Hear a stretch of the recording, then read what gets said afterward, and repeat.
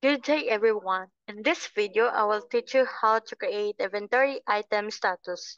Let's focus on the step to ensure that this is implemented properly and effectively. Before we begin discussing how to create inventory item status, let's talk about the purpose of this. The purpose of this is to keep tabs on the availability of each item you sell.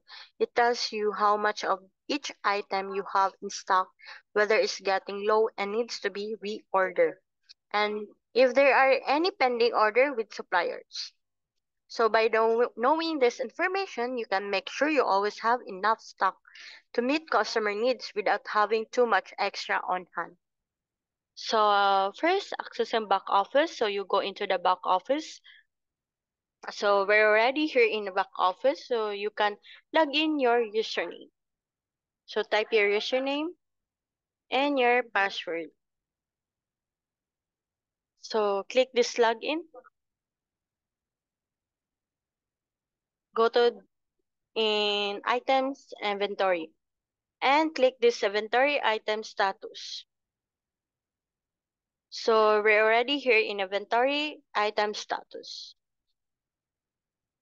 So you can search the item or item code, for example, fries. So enter. So you can see the status of the item with the details. So the location means where the item is stored in your business. They have truck inventory, the store inventory, the warehouse inventory, and the quantity on on hand is means how many of the item you currently have. So the reorder level means the minimum amount you should have before ordering more.